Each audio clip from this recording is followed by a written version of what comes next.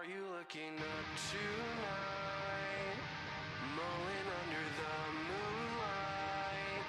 Never thought to let it go. Soul searching out of your window. Giant eyes, never sleep unless your head's by mine. Holding on to what we call divine. Do you think we're running out of time? Too late to stay, too dark for you to head home. Lay here with me, we'll watch another episode. Don't say goodnight. Stay by my side. Daylight rushes in over your emerald eyes. Guess that means that we're all out of time. Like a dream, you only come out at night. Am I crazy? Watch the sun as it's fading. Can't believe I'm waiting around on you. So complicated. I thought that you would leave it, yet here we are under the moon. Too late to stay, too dark for you to head home. Lay here with me, we'll watch another episode. Don't say goodnight. Stay by my side. Too late to stay, too dark for you to head home. Lay here with me, we'll watch another episode. Don't say goodnight. Stay by my side. Too late to stay, too dark for you to head home. Lay here with me, we'll watch another episode. Don't say goodnight. Stay by my side.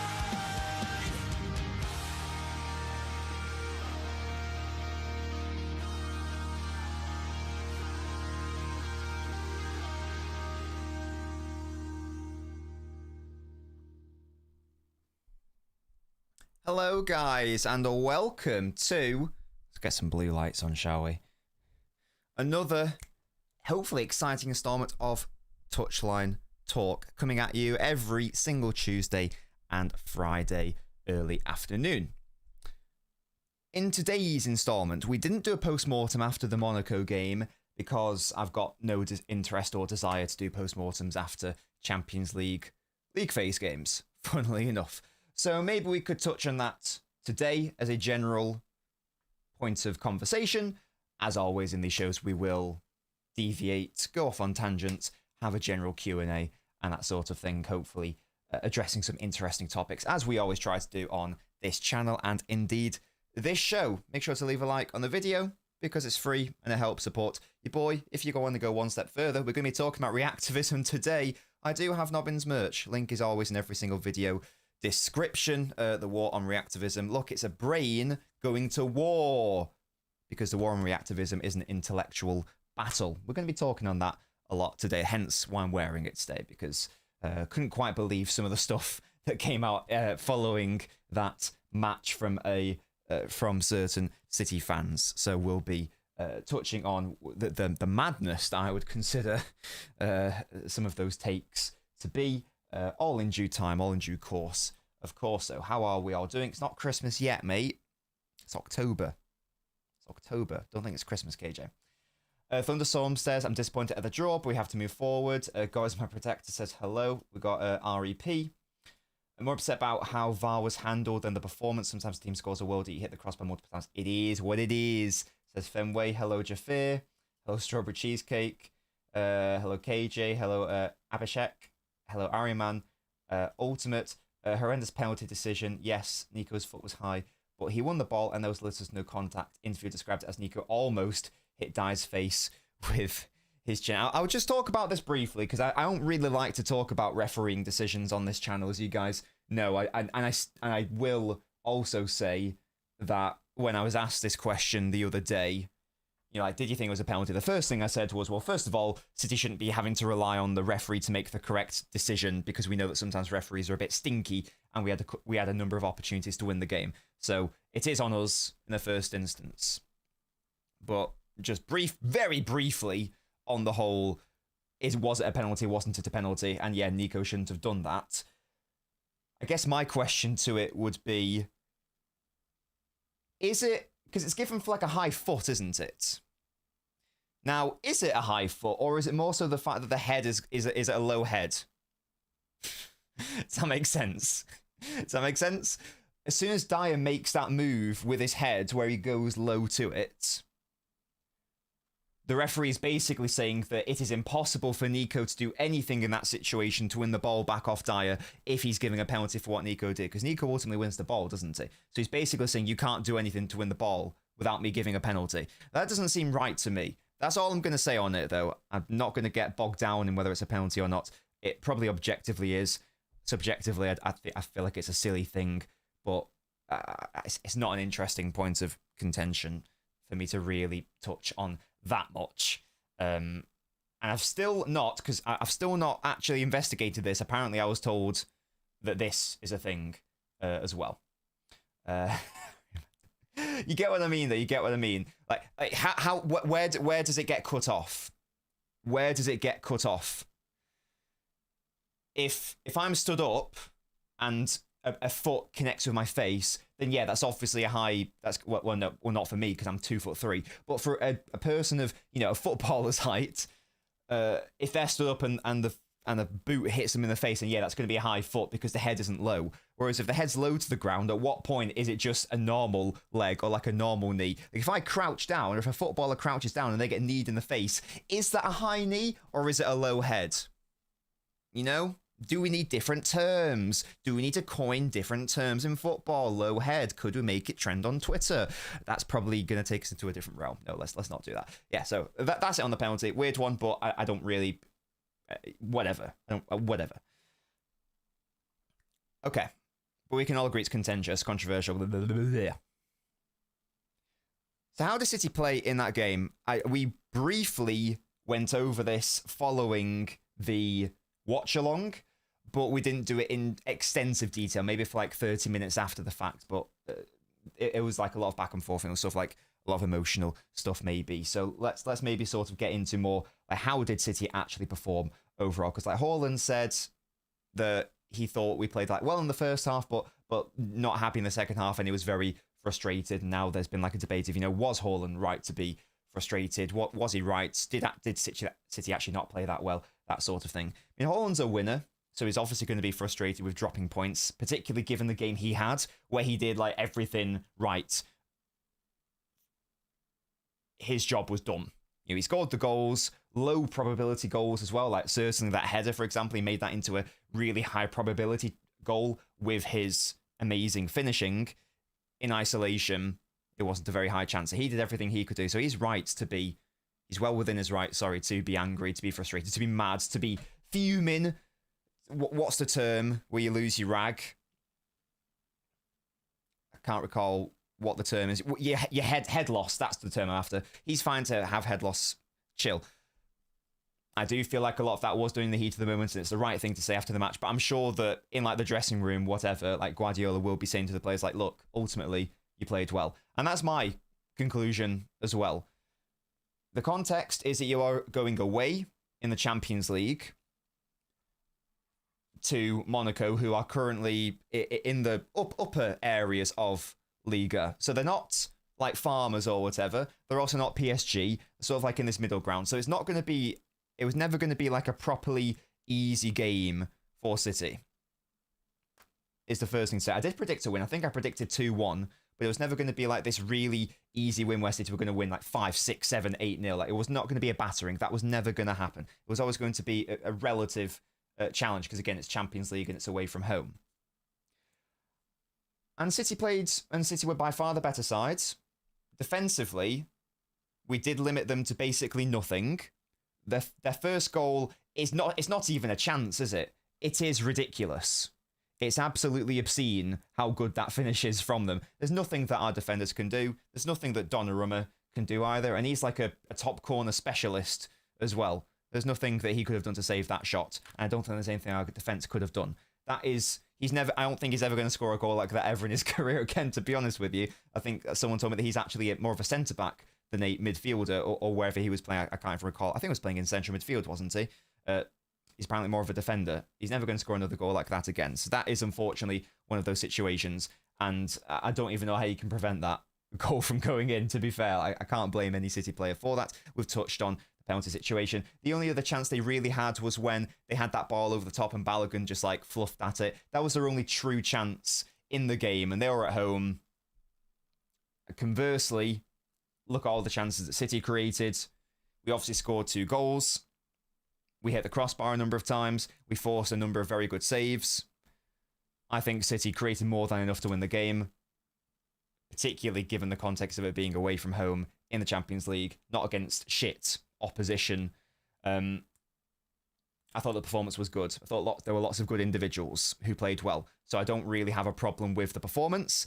And if people were being honest with themselves, I think that had that silly situation not happened at the end and had the game ended 2-1, then the people who are going sicko mode saying that, it's a disgrace and City played shit, I would love to do a poll of how they felt we played up until that moment.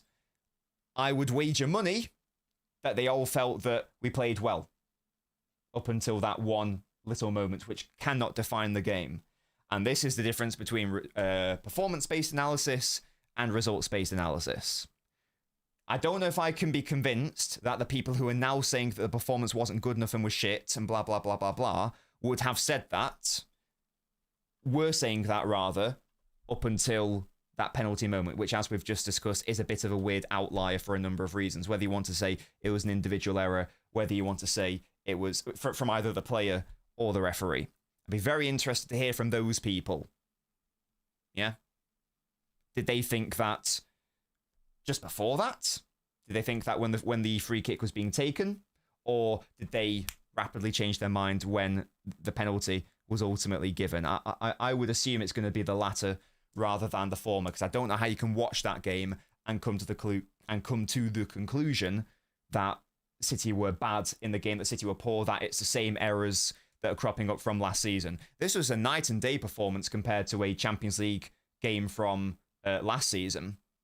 If you think about how horrendous we were, we got some batterings against terrible.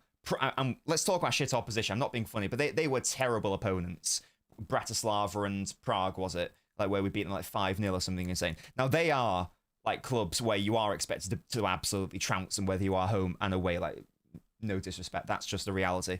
Any sort of half decent team last season in the Champions League gave us problems, didn't they? Even Bruges on the last day, didn't they take the lead against us? Feyenoord, we were 3-0 up, we bottled it. Sporting, as you say, Naveen, Juventus, ultimately trounced us. I know it was only 2-0 on the day, but they absolutely trounced us. So there has been a massive improvement from last season. So the title of the stream is, are these the same problems that are cropping up? Lots of people were complaining following the Brighton and Spurs performances that the same problems are there. I don't buy that.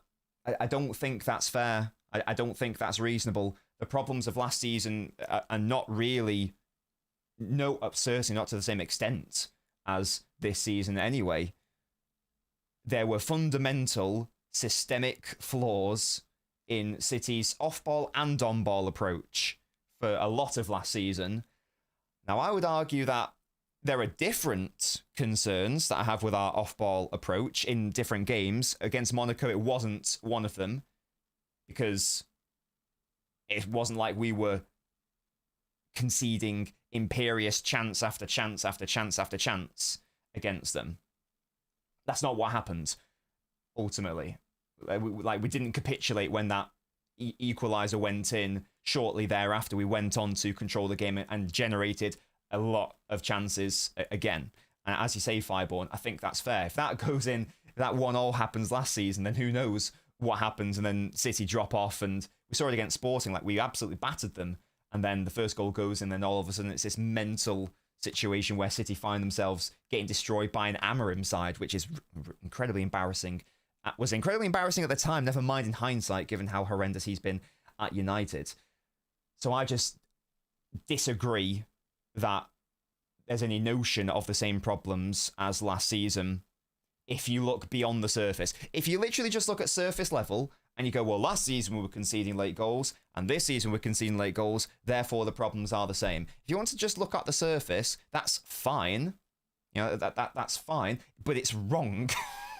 It is wrong to do that. We need to look beyond the surface. Let's pretend we are like mole people, yeah, and bury below the crust. Let's get closer to the mantle, yeah, and the core. Maybe not the core, because that's well hot. I also think the mantle is mainly lava. But you know what I mean? Hopefully that analogy makes some sort of sense. This is not the game for head loss to be a thing. In real terms, you can be frustrated. Because I was frustrated, I still am frustrated, that we didn't win the game, because that was 2 points dropped. You can be frustrated at the error at the end, whether you consider it a refereeing error, whether you consider it a Nico error. Of course you can be frustrated at that. You can be frustrated by, you know, certain players' performances, if you so desire, that sort of thing. But you can't, I don't think, or rather you shouldn't, be using this game as like the basis of City are shit, there's been no improvement,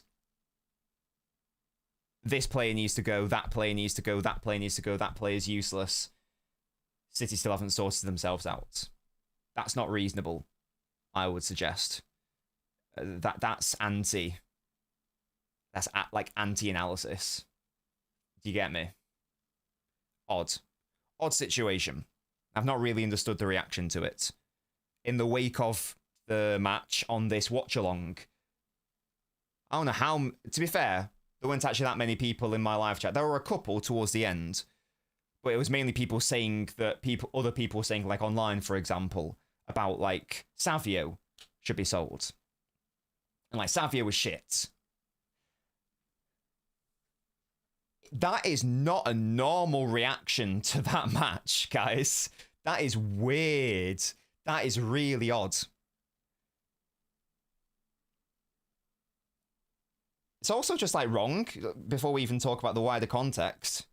Like Savio created a good chance for Reinders. Foden flicks it on with the head. Savio plays it to Reinders. Reinders hits the crossbar.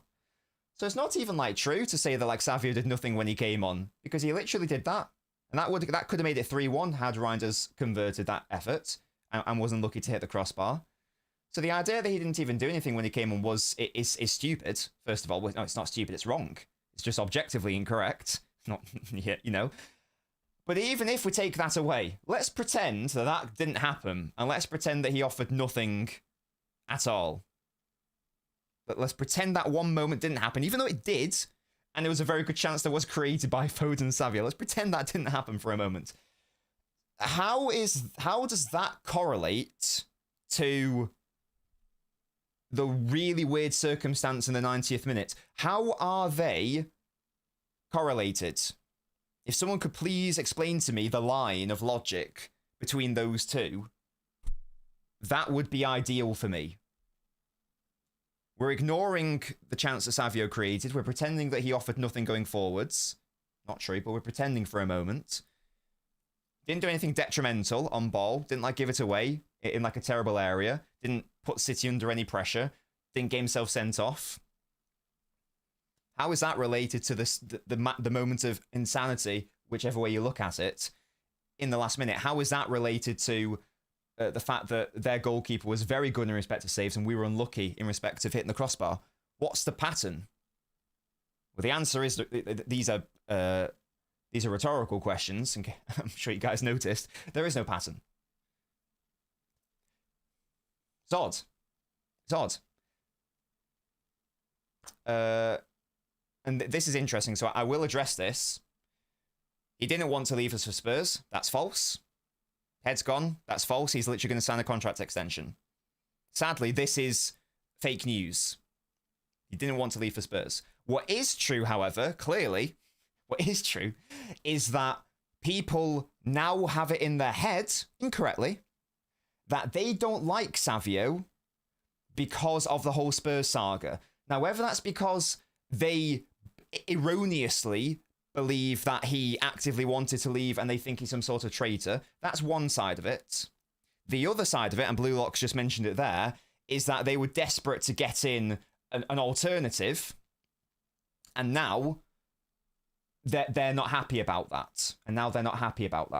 Those are the only sides of the coins. Those are the only options available. The first one is just objectively incorrect, as I've discussed in a previous stream. If you want to know the full ins and outs of what actually happened, you can go back and watch it if you so desire. I don't care to repeat it again because I can't be asked. The second one is just, I don't know, like sort of childish, shiny toy, babyism. That's all I can really think about it. That's all I can really think about. Because at the time, Savio wasn't even the key. A month or so ago, or a couple months ago, sorry. He wasn't even like the key target of this, I want to say, like this pro Rodrigo situation, which indirectly or directly lended itself to one of our wide players getting unfairly treated, let's say. It was Doku at the time. Savio was pretty chill.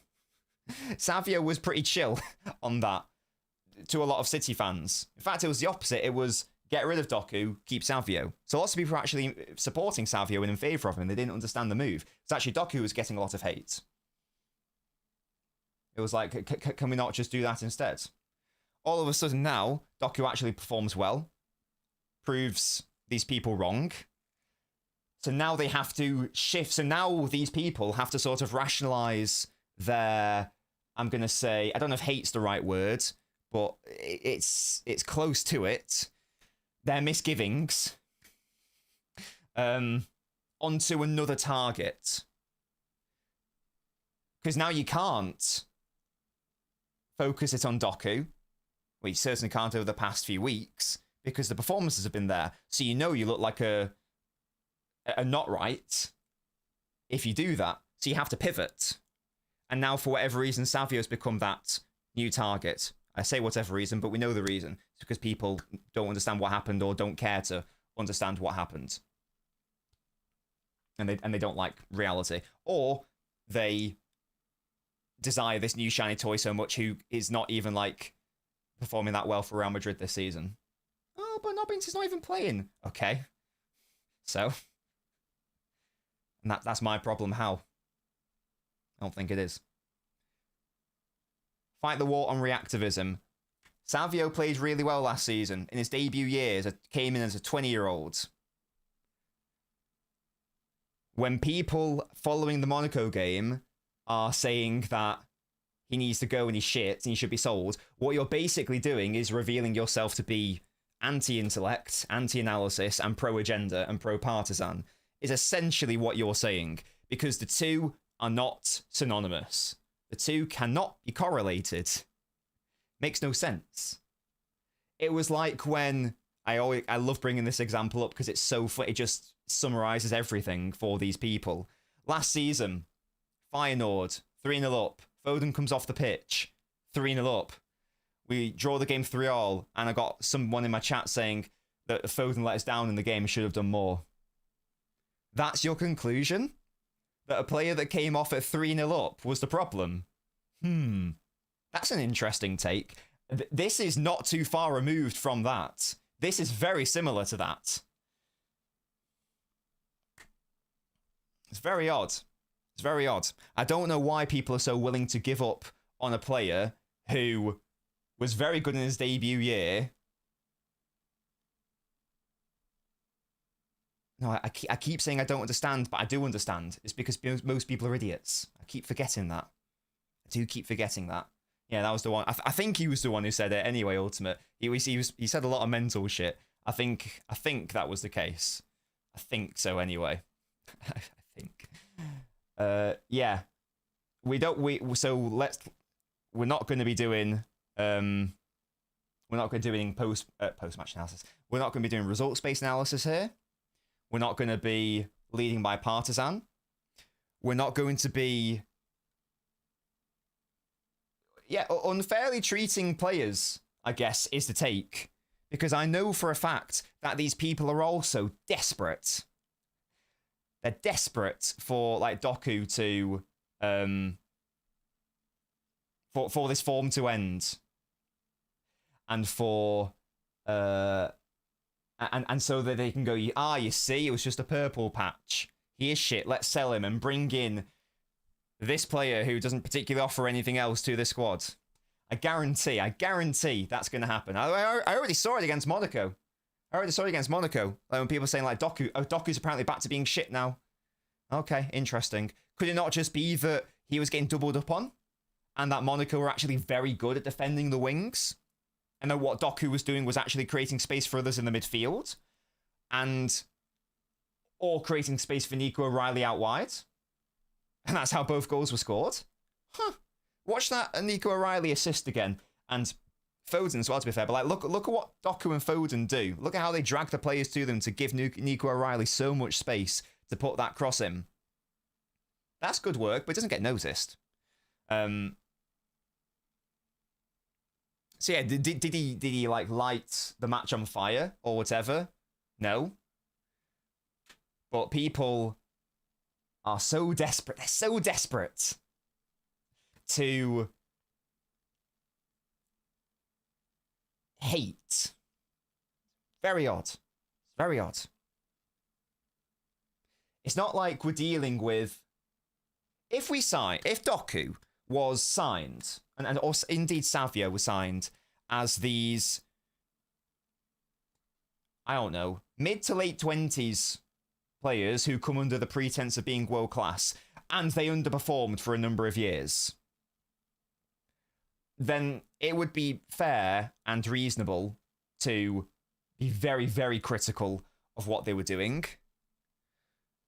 But people are like treating Savio, or they're trying to like hold him up to standards as if he's, and I guess it also extends to Doku, as if he's like this player who's been playing top flight European football for the past 6 years, and he's this like already this finished product, and he should be judged as such.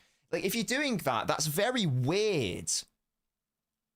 Because whether you like it or not, because I know lots of people didn't like the fact that we signed young wingers, I'm not here to debate that point. I don't really particularly care. But whether you like it or not, the reality is that this is the stage of their career that they are in. We are now seeing the fruits of being patient with Doku over the past month or so. We're seeing what happens if you actually platform him to succeed. And I mentioned this in my most recent Ask Nobbins, which was titled "Doku should be sold" or "Doku should be sold?" ? Because one of the questions from a month ago, sorry, rather one of the answers from a month ago, was Doku should be sold. He's shit. And look what happens if you actually platform the players correctly. And so those people were very wrong, and it's not like, oh, I could not foresee being wrong. No, you were just wrong. And it was bad analysis at the time for that to be your conclusion. What I like growth, yeah? Not growths, like if you have a growth on you, go see the doctor. But generally, I like growth and progression. It would have been lovely if these people had seen that, oh my god, actually, I was a bit too knee-jerk with my Doku take. What I'm now going to do is not make that same mistake again. Nah, they just pivot. Now it's like, Savio, you're now the target. But it's the exact same dynamic, surely. Is it not? Am I missing something? It's not the exact same dynamic here. We saw what happened if Doku was platformed. We've seen Doku's qualities even before this season. We've seen now what happens if you place him in the right environment. And don't just like leave him isolated all the time and give him access to the centre and give him runners. And we've seen how well he's improved, and we've now surely reached the conclusion that he shouldn't be knee-jerk. And now we're seeing Savio, who actually had a better first season than Doku, by the way.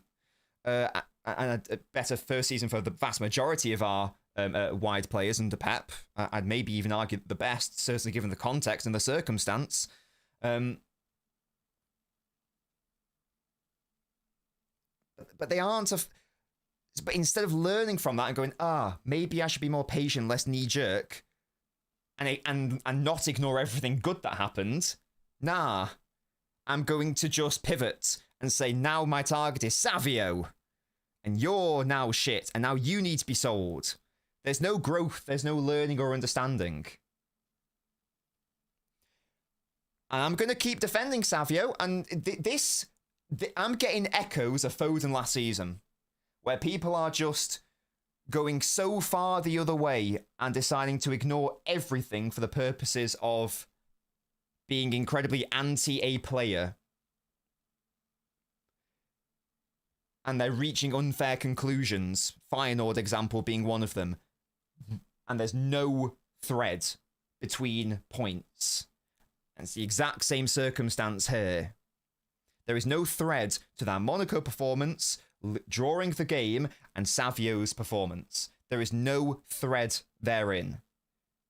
And what all these people are doing is exposing themselves as partisan frauds. That's literally all it is. This is not the same as saying that you are not allowed to criticize a footballer before these little petals have a cry. This is not the same as accepting mediocrity. This is not the same as feeling under attack if you give an honest review that might be negative of a player. No one here, or no one with any semblance of logic or reason, is saying that.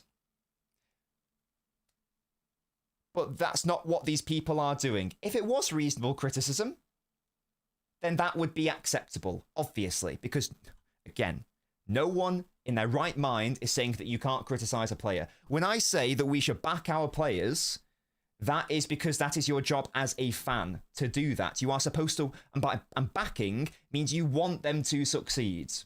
If you are a fan, that is the bare minimum requirement. That's what backing means. You want them to succeed. You're happy when they succeed. You're upset if they don't concede. If they don't succeed, sorry. But at the end of the day, you, in the back of your mind, whether you like the player or not, on like a skill set level or a trait level or what they offer to the side, you should want them to succeed. That's backing the player. No one is saying be blind in your reviews of the player and go, oh, no, actually, guys, he wasn't that bad. He was really good, even though he was dog shit. Ain't no one saying that here. Anyway, ain't no one saying that here. If people are saying that, they're insane. But it happened yesterday when people were going, oh, what, we're not allowed to criticize Savio anymore. That is a straw man argument, because ain't no one here saying that. But we have to be reasonable. We have to be fair. What is gained in dross, emotive rhetoric? Shit all. All it does is, like, generate bollocks. Basically. That's all it does. It generates bollocks. That's my little rant. I didn't mean for this to turn into like a 30-minute rant. It sort of has happened, though. I apologize, but it's frustrating me that lessons aren't being learned. The Doku won. It happened. They were wrong. They've not learned their mistake. They're just pivoting to another target rather than using this as an opportunity for personal growth. It was this, now it's this. It was this, now it's this. Maybe both are wrong. Huh? Maybe this proved that you were wrong. No, actually, I was just looking at the wrong area. I was looking at the wrong piece of shit. Yeah? You don't need to look at shit. Look over there instead. You know? You're like a frog in a well. Get out of the well. It's not even that deep. There's a bucket there. And the farmer's trying to help you get out. You're going, nah, I want to look at this. I want to look at these bricks. Actually. All right. Well, good for you, mate. You'll see a very small segment of the world, though, through that lens. So, enjoy it down there, I guess. But it's pretty dark and damp, and we're all having a fun time over here at the carnival. I don't know what the hell that analogy is, but frogs in wells. Maybe that should be some merch as well. Oh, no, I think that's a famous fable of like a frog in a well, and he only seen certain elements of the world in his limited scope. I'm pretty sure that's a fable. Might be Aesop. I don't know. Right, let's come to the chat, and then we'll touch on like some more positives, I guess. Doku great anytime he got to play more inside. Monaco did a good job containing him as a touchline winger, though. That's the thing as well, like Monaco did well. Monaco did well defending the wide areas, I felt. Whoever it was, whether it was Doku, Savio, Bernardo, whoever, like Monaco defended really well their wide areas.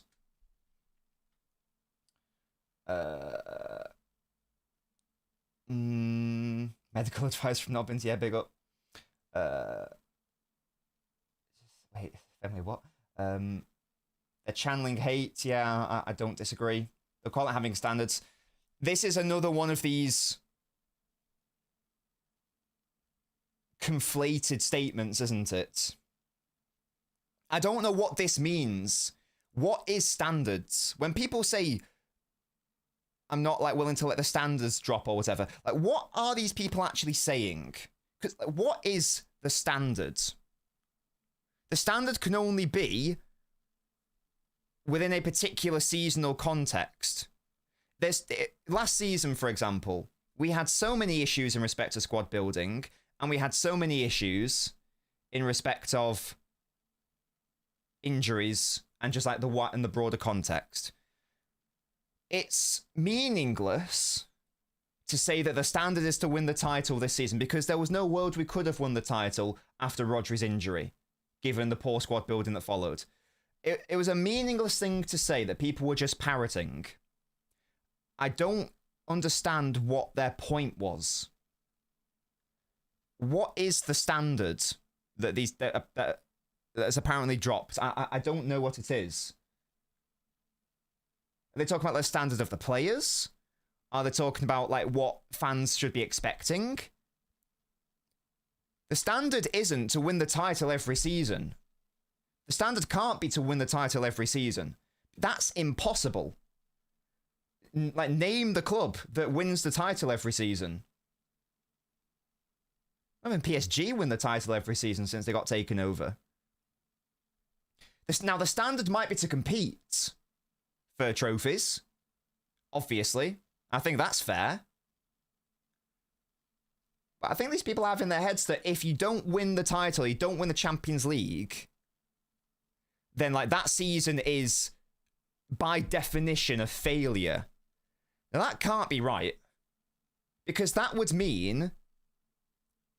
Well, you guys say Bayern, but like, that would mean that if the standard for success is you win the title or you win the Champions League, and anything else is like an objective failure, that means that every single club that I can think of in existence outside of ones that are like not professional, that means that they have had more seasons as failures than they have as successes.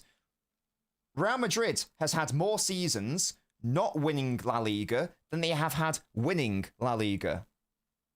They've had more seasons not winning the Champions League than they have had winning the Champions League. Bayern Munich have had more seasons not winning the Bundesliga than winning the Bundesliga. PSG have had more seasons not winning Liga than winning Liga. The standard cannot be you must win the title, otherwise everything else is a failure. That is clearly bad logic. That means that every single football club in existence is an objective failure. That can't be true. Who is saying that Real Madrid is a failure of a club? Who is saying that Bayern Munich is a failure of a club, that Barcelona is a failure of a club, that PSG is a failure of a club? That can't be right. That can't be reasonable. If your team's good enough to win the title, then absolutely you can hold it to the standard of you should be winning the title or you should be like competing for the title. But these people have it in their heads that it's all or nothing, essentially. And it has to be every single season.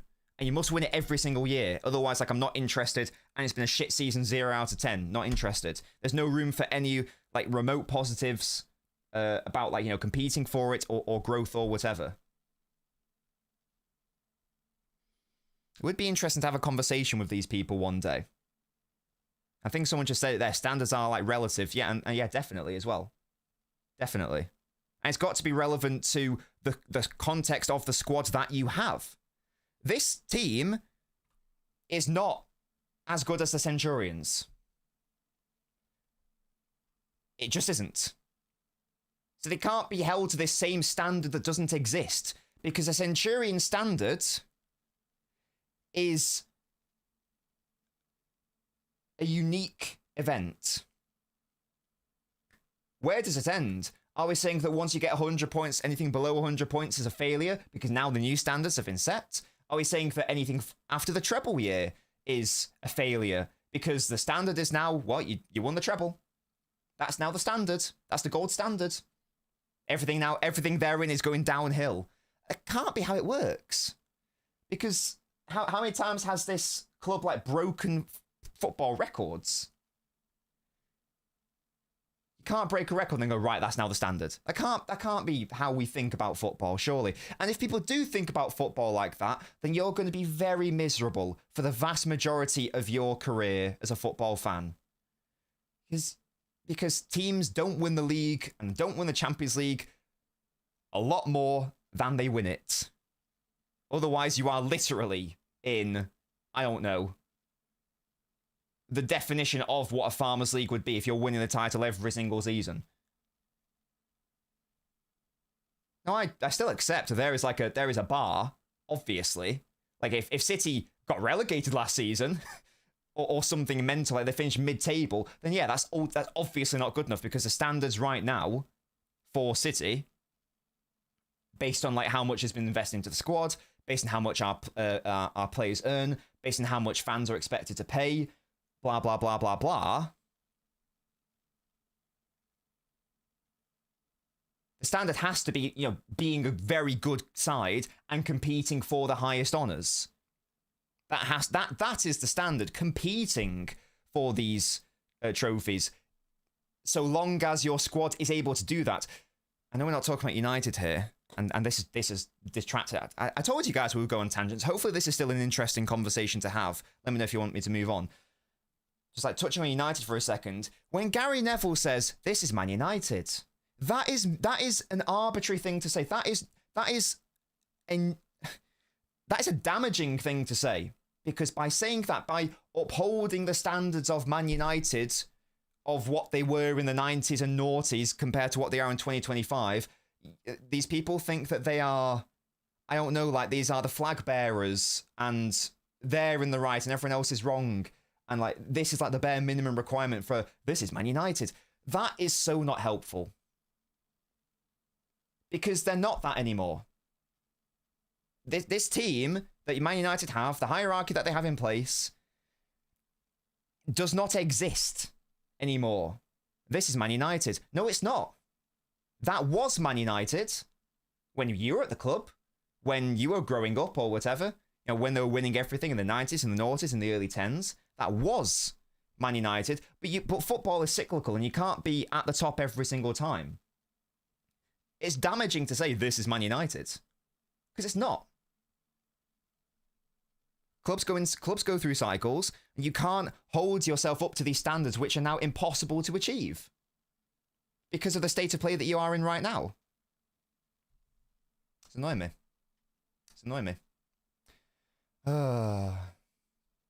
Anyway. It's very frustrating. Come back to the chat, says Fenway. Okay. I just wanted to get my rant out of the way. Yeah, standards are relative, absolutely. Most of us were answering the question about what team wins every year, not the standards for us to win every year is realistic. Now, but I've seen people, and I'm not talking about people here, Fenway. I've seen people basically say this, that the standard is to win the title. I don't think that's true. I don't think that's true, sadly. I'd like it to be true. But I've seen people say it. They say it about other clubs as well. That is the case for these people. It's odd. It's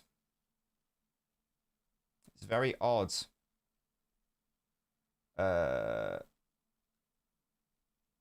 Wait, what? Jordan Peterson, the pill addict. Okay. Okay, I don't know what's going on there. The problem for someone now is the deep five at the back for almost every team playing against us, and we don't really have creative players as Cannon. I don't agree. Again, you can compete for a trophy every season, but the standard can't be to win a trophy every season. Name the club that wins a trophy every season. You can't. They can compete. That's more reasonable. Who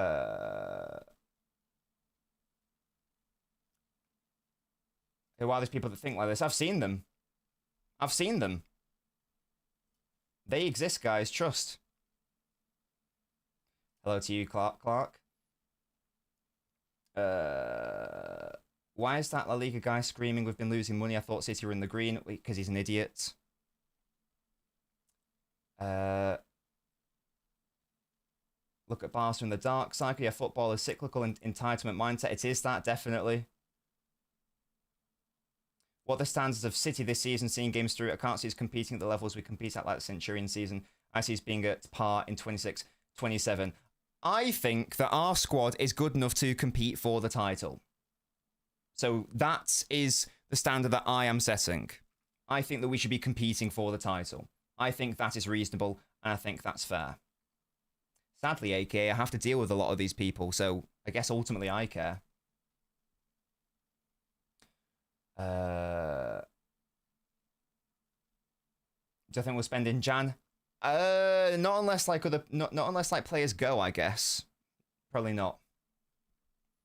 People want us to build a team the way Madrid does. It's not sustainable the way they build their team. We should never use their strategy to build our squad. And team. The Galacticos failed. Let's remember that. The Galacticos failed. Shirky was not on the bench, I don't think, no. What's not acceptable is not competing for the title, not us not winning it. I agree, Clark, yeah. I agree. I'm not willing to accept that this collection of players can't compete for the title. I actually think that there is a team here that can win the title. I truly think that. Now, a lot of stuff has to go our way. We'd have to be very lucky with injuries, of course. We would need players to click a lot quicker. Like, Reinders would have to come back to like the form that I know he's capable of. I think Shirky would also have to be integrated into the side sooner rather than later.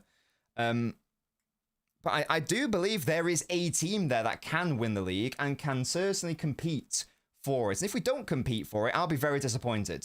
I will be very disappointed based on the players that we have right now. I do think we are capable. Like, look at the form Haaland's in. Look at the form that Foden's in. Look at the form that Doku is in.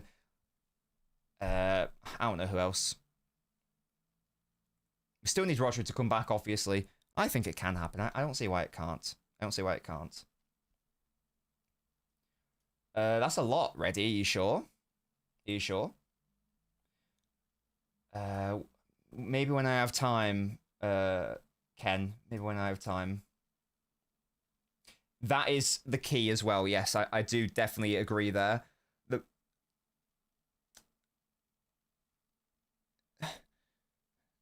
The more matches that get played, the more that Liverpool are proving me wrong. I thought that they were going to actually be slightly better this season. I thought that they made really good recruitment in a lot of areas. I've not yet seen the balance. Conversely, I not in every single game, but more so than last season, I have seen the balance with Arsenal. So I do wonder. Will it be Arsenal who finish ahead of Liverpool? I actually don't know now. I still think Arteta's got to sort himself out going forward. But if Liverpool can't sort themselves out, and if we are not able to sort ourselves out, then it might sort of be like a winning by definition sort of thing. You know, like we did in 2020-21, was it? Where we happened to win because, like, I mean, we were good, fine, but everyone else was basically a little bit stinky. Didn't Solskjaer's United finish second that year? Like, that was our competition. We basically won that by default. Not by definition, by default. We're defo competing, and we need to, Vish. We do need to.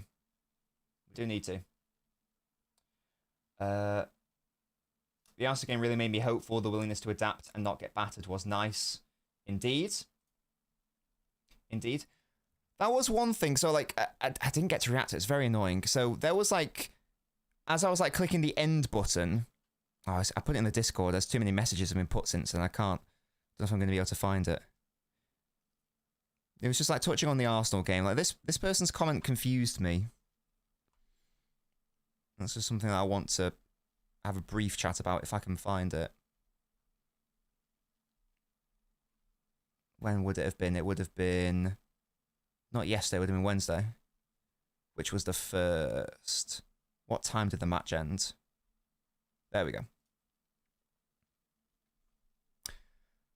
This is like the question. This is like going back to Monaco for a second. I'm tired of this possession football not creating anything. We're so much better when playing in transitions. I don't know. Now, I don't know what that's based on, to be honest with you. First of all, it's wrong because he said, we're not creating anything. This is after the Monaco game. We've just touched on the fact that we did create a lot of chances in the game. I'm not sure where it's coming from that like City should now evolve into a pure transitional base side. That's never going to happen. That's never going to happen.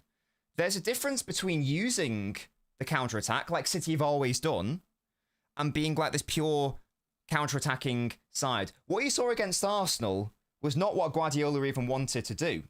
It was something that he accepted he had to do, based on the context of the week's football, based on the context of the level of the opposition, and the site and the stage that Arsenal are at in their evolution, and the state that we are at in ours.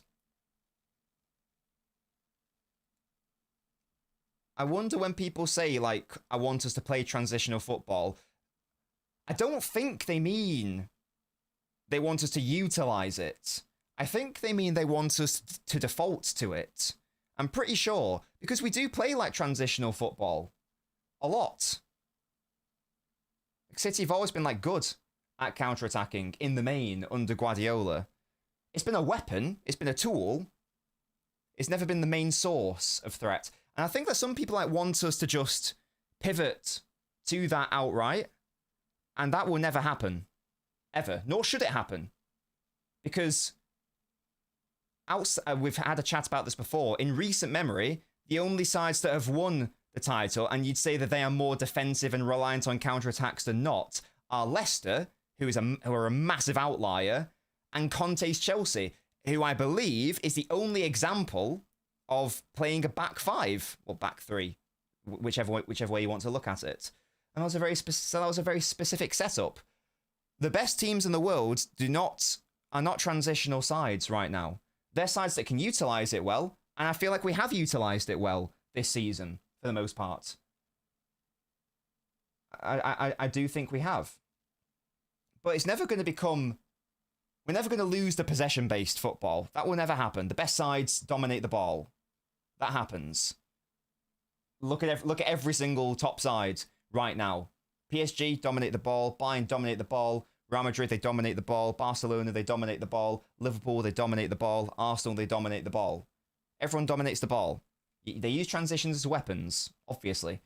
And maybe people could say that I would prefer that we use them better, or maybe we leaned into it a little bit more. I don't have a problem with that. I don't know if I agree with it. I don't think I agree with it, but I don't disagree with it. Because some of our players are suited to it, and that's fine. But there's definitely a growing section of fans who think that we should just like lean into it fully and like almost embrace it, and that will literally never happen. Nor should it happen, I don't think. Certainly not with our current crop of players. Anyway, you have to massively change the City side to do that. We have some players who would thrive in that environment, sure, but the majority don't. And the way they've been playing football for the past, I don't know, at least decade more, wouldn't mesh well with that. You get me? So I feel like I'm doing a lot of ranting here, so I feel like I'm neglecting the chat. I don't think we're going to get Livramento now. I don't think we're going to get him now because of like the injury upset and whatnot. Arsenal team's well-rounded, Liverpool not so much, but how do we adapt quickly and be ready to capitalise when teams make mistakes when in reality our 5 to 10 minutes of the game mistakes are costly? I do think that the first thing that has to happen is we need to get our players back into the side. I think Shirky will be essential to that. I'm a big fan of Shirky. Yeah, we can't play like that. We can't play like that. Only as Spartacus, we've already touched on like the fact that I don't really think we had that many problems. If we did, they were more individual in nature. Liverpool lightweight in defence, says Lord Rodney. Hard for us to play transition football when we come across a 5-for-1 every other match. This has always been the case, and people would argue, well, just back off, but that is ultimately reliant on the opposition. You can't play transitional football against Burnley. Well, you can against Company's Burnley, but not against Scott Parker's Burnley. Or Sean Dyche's Burnley. It's a bit limited. Now, maybe you can do it against better sides, but you get me. You get me. Is it a possibility if a different manager comes in? No, I don't think so, because why would we go for a manager with a totally different philosophy to Guardiola? That's what bad football clubs do. The best football clubs have a proper lineage of succession. That manager had this style of play and philosophy. It doesn't have to be a carbon copy, but let's now bring in a manager who can operate in a similar manner, because every single aspect of the club is playing like this, like all the way from like the youth teams throughout all the age groups up until the senior sides. You don't bring in a manager who takes that philosophy, throws it out the window, and does something the exact opposite. That would be bad for City to do. That'd be very bad. I would say. If you play defensive football and you want to keep the same structure, then do that. Allow Simeone to shut up.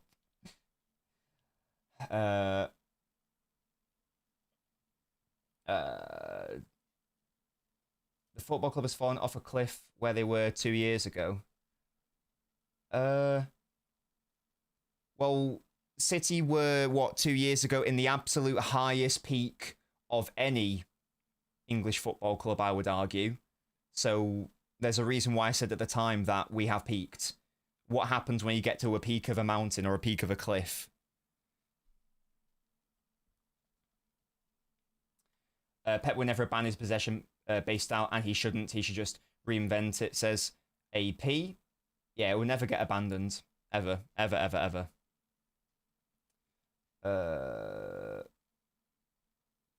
Holland and Marmoush make some 1v1, probably have one loss. Maybe it's tight. We're on the same points as Liverpool, says Alex.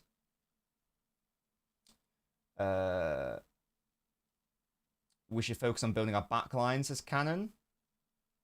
Yeah, you can't, like, do that. You get me? Build a new mountain. Hello? You can't do that. You can't get higher than the treble. You can't get higher than, like, winning 4 in a row. That was the peak. That was it. There was always going to be a drop. If people thought at the time that there wasn't going to be a drop, you're living in a fairy tale land. The treble is the ultimate. Everything therein, breaking records is the ultimate. Everything thereafter is going to be worse. That was always going to happen. We enjoyed those times, obviously, but we ain't never gonna see those levels again, where we have a squad that, in our lifetime, I don't think anyway, where we have a squad that wins. What did Pep win at that time? Was it 6 out of 7 of the titles?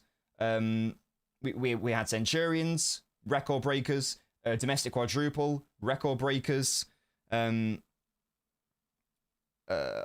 winning back-to-back league titles with a false 9. Never happened before. Winning the treble.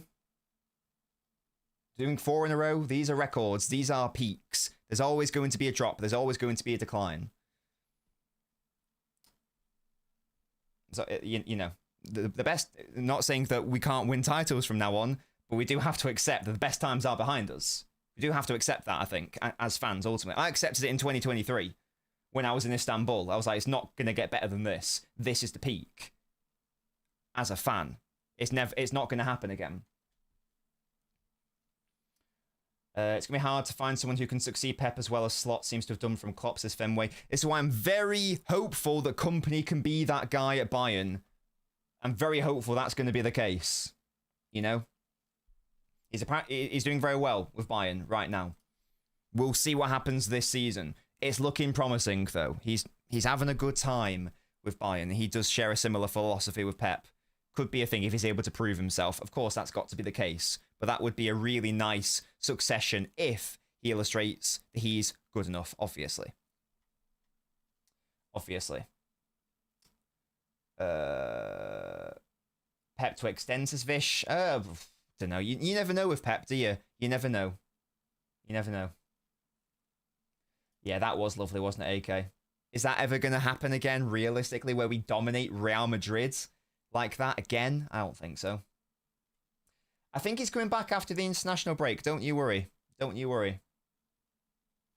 Spartacus, shut up, mate.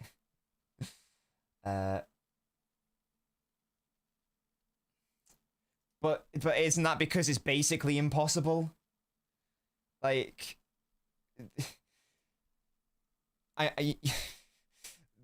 Again, it can't be that, oh, this thing that's almost definitely impossible and that's never been done ever before. Like, that just, yeah, I don't think that can be like a target sort of thing. Like, right, now we need to win the quad. Nah, that's unreasonable. That's unreasonable. You get me. Back-to-back Champions League is a dream, says ANQ. It could happen. It could happen. We wanted to rebuild after the treble. The club didn't go for it because I don't think they expected the drop so soon. If we did, we wouldn't have signed Kusav, Marmoush, and Reinders. Yeah, hindsight is a thing. Definitely. Of course. They did well with Gvardiol. That was a really good bit of recruitment. And yeah, obviously in hindsight, like they should have done a lot more at the time. Ultimately, they didn't. We're now hopefully remedying and righting those wrongs.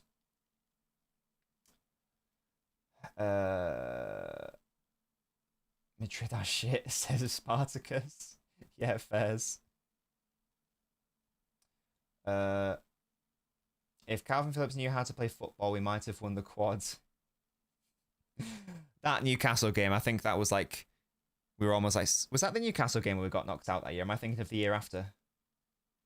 I can't remember. Can't remember. Don't know. We have to win the pentuple. Yeah, fair, Spartacus. Of course, never going to happen in the Premier League. You would need good tier squad depth and a subpar league. You also need to be incredibly lucky. You also need to be incredibly lucky as well. You need good fortune to like win the league, to win the double, to win a Champions League double, to win the treble. Never mind like win the quad. You need literally everything to go in your favour, I would say. You definitely need a weak Premier League, and you need a weak Champions League, and you need fortunate draws in the cup competitions as well.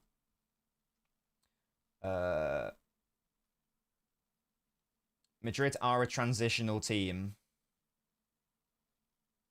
What do you mean by that, though, Cannon? I think we've got different definitions of what a transitional team is. To me, a transitional team is one that has less than 50% of the ball and is more of a counter-attacking team than not. That's not Real Madrid. Maybe we have different definitions. I would define a transitional team as one that focuses more so on transitions, and that's its primary source of philosophy and output. I don't think that's right. I don't think that's correct. Unless there's a different definition. And in fairness, maybe there is. I wouldn't define that as that. Big difference. So there is a big difference between, as we've touched on, being totally transitional and utilizing it well. The Centurions were a very good counter-attacking side. But they weren't exclusively a counter-attacking side, if that makes sense. But they were very good at counter-attacking and in transition. But I would never describe the Centurions as a transitional side, even though they were amazing at transitions. But they weren't transitional. They were possession-oriented, I would say.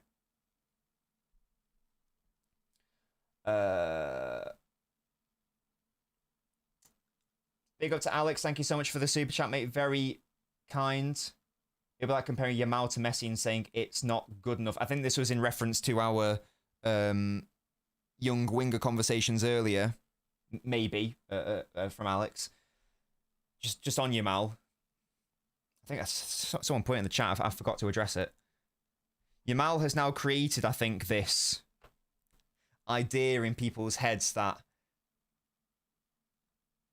you can't now say that this player is young because look at Yamal, basically. I've seen that a lot over the past couple of seasons. You can't use a freak as the yardstick, though. Yamal's a freak. That's like saying, I don't know, when like Messi was 25 and he was really good. It's like, oh, well, he's 25, but he's not as good as Messi. If Messi can do it, why can't he? It's not really fair. That can't be the yardstick, as I say. Thank you so much, Alex, for your super chats. Looks like character on Breaking Bad. Hello. Guys, the likes have been very poor today. Come on. We need to get to 115. You know the drill, guys. You know the drill. Get the likes up. 115 time. That's what we want.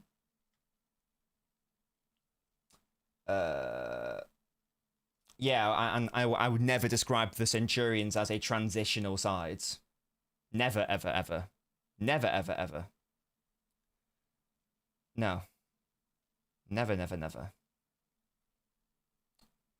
Real Madrid are an attacking team. They're not built to pass the ball like City or Barca. Every player they have aren't that typical technical player. You find possession-based teams, they are more direct. But that's very different.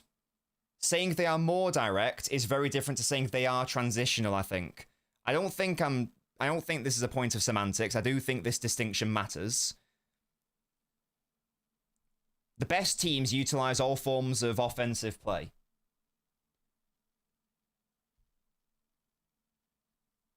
The example I keep going back to is the best version of Pep City were very good at counter-attacking, but you'd never describe them as a counter-attacking side. Yamal's not good enough. He's not prime Messi. Shut up. That new menu item at McDonald's isn't good enough. It's not enough quality. Madrid are shit teams of Spartacus. Yeah, fairs.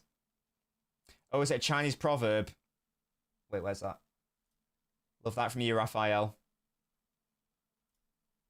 I know things sometimes.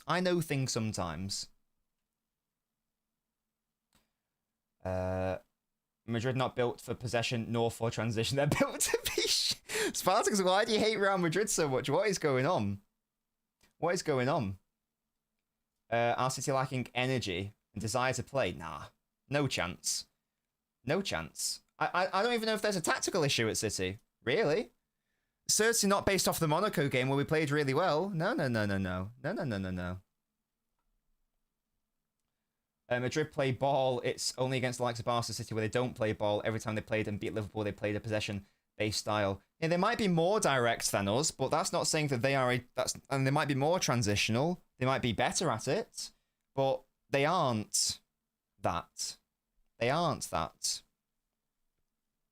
He's a good lad, Spartacus, yeah. He is a good lad. That's one of our beautiful hardcore ultras. Big up to him. Can we be the best side in the world next year? I think that a lot of it will depend on how the transfer window goes, but there's a lot of good signs, I think. I do think there are a lot of good signs. I'm hopeful, personally. I'm a hopeful boy. Look at that. Look at that. Access to those cheeky emotes.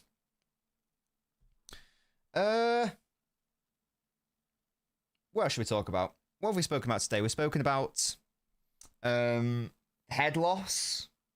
We've spoken about why I don't think it's the same issues that City had last season.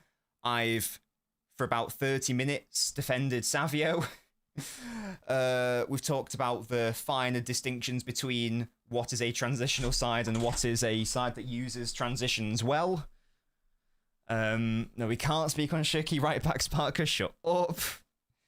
Is there anything else that we want to chat about? Because I was going to be live for like another 30 minutes or so. So let me know, guys. What else do we want to speak about? Bayern fans adore Vinny. if he keeps it up, man, if he keeps it up like this year and next year, and he proves himself, then why can't he take charge after Pep? Why can't he? If he proves himself good enough to do so, why not? Why not? I'd love that. If he's able to prove himself, obviously. Obviously. That was my Professor Snape. So much of us reaching our potential. Yes, definitely Fenway. I keep saying it, but I'm so adamant that the best version of City, the highest ceiling City, is one that has Shirky and Foden starting in it. Very convinced of that. We touched on the right-sided concerns that I had the other day. I think Shirky can come in and help relieve a lot of those concerns. Now, it may be, I wouldn't like this, but I don't know how much there is in the Núñez being linked to Serie A vibes. If that does happen, and if we sort of seemingly continue this approach of we're not willing to invest in a more attacking right back right now because we are concerned that they're too inexperienced, whatever, maybe in the short term, I could accept Shirky playing at right wing. Maybe I could accept that. I don't want to. I could sort of half understand it and sort of half accept it as like a starting point of, right, the first thing we need to do is just get Shirky integrated into the side properly. Okay, we'll pop him here for now, and then we'll see what happens. RE right back recruitment. Because as you say, Spartacus, to get to his potential, he absolutely would need an overlapper, and Kasanov ain't providing that, and John Stones ain't providing that, and Rico Lewis ain't providing that. So if Núñez goes, then we lose the only option there. And Núñez ain't even that good. We're in a very unfortunate situation that we weren't able to resolve the right back issue like immediately post treble, or I guess the year before. Big up Singo, by the way, my boy, doing well against Liverpool. That's my boy. That's my boy. That's my boy.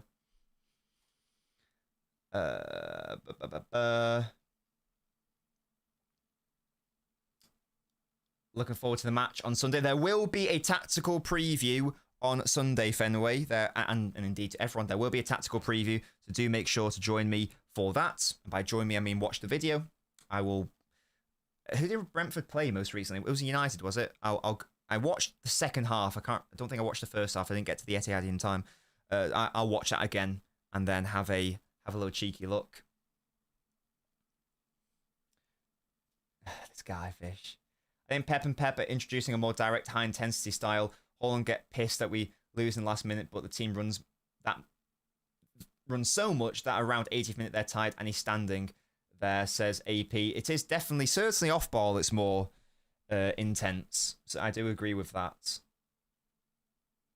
Yeah, I'm with you here. If Núñez leaves, we'll be forced to buy a right back. I don't know if they will. I don't know if they will.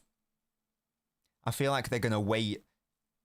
They're going to, especially with the Livramento situation, my prediction is they're going to wait until the summer to basically assess what the state of play is and go, right, have you proven yourself? Have you? If you think of an option that City can go for, they're all basically very young / inexperienced. It might be a bit of a risk to go this early. I'm not sure. His best right back in the Prem, short Fireborn. Yeah, get the likes of guys. Come on. Maybe AP, maybe, and that could be the thing. Because yeah, I mean, look at Foden now in midfield. Like that guy. I'm not being funny. He has been better off ball than like Reinders this season in midfield, and I think he's been better than Bernardo in midfield this season. I know that Rodri's come back from an injury, but I'd argue that Foden's been better off ball in midfield than Rodri so far this season. That's Rodri, big asterisk, but he clearly understands the role now. It's so good to see that. Shock! Imagine my surprise.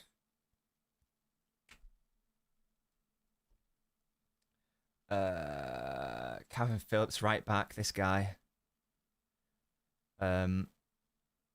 world-class right back isn't going to pop up out of nowhere in the summer, says Musty. It won't, but you're going to have a wider sample size, aren't you? So let's take a player like Martin Fernandes, for example, because he's a player that keeps getting thrown around by lots of City fans, myself included, to be fair. He is a very good offensive right back. He can play left back. He can play right back. He can play right centre back in a back three. Very promising young player, but he's 19 years old. And he's only had a season of experience. So is it wise to move now? Or do you wait one more year and then see, right, okay, I've seen enough now. This guy's going to become elite in the next few years. Or was it like a flash in the pan situation and I need to look elsewhere? Since we didn't go for one in the summer, I can only assume that's what City's thought process is. That's all I can really assume. Otherwise, they would have just hit the market in the summer, as you say. And I do think we should have done. We all know who I think we should have got. But hey ho ho ho.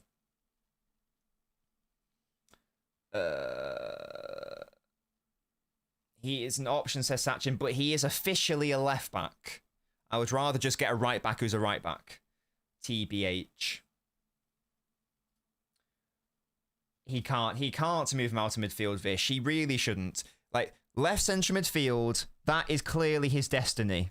That's clearly his destiny. Look at it. Off ball, on ball. Off ball, on ball. Give me that now. Gimme. Give me it every week. Don't give me this shit of playing him out wide. I get it. It worked against Arsenal. He's very good at right wing back. Whatever. Still annoys me.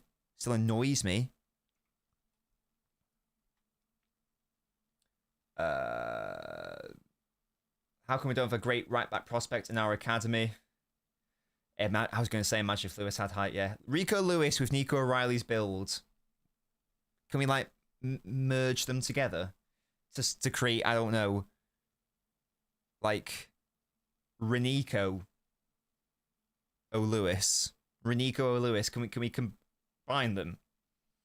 Like, The Fly with Jeff Goldblum, where they combine a man with a fly. Can we do that, but like with two footballers, two City Academy players? Can we do that, please?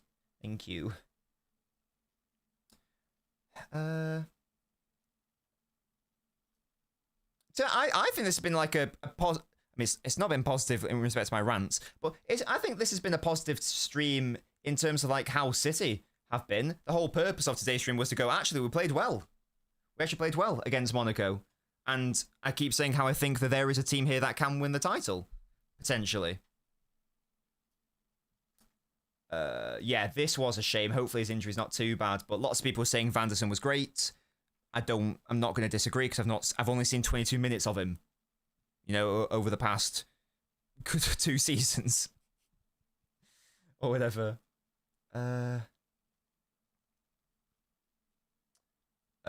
We could have developed Fernandes if we wanted to go for that option, says Sachin. Do we have that luxury? It's got to be a position. This position has to be a slam dunk. It has to be a success, whether short or long term. We need Dragon Ball tech. Yeah. The fusion dance. Oh. I've not been watching much Girona, no Thunder Road. I'll be watching them like... If like Hayes comes back, I'll do the fabled Hayes analysis video will finally drop next season, maybe. How tall is Timber? I think he's 5'10". Let's have a look, see.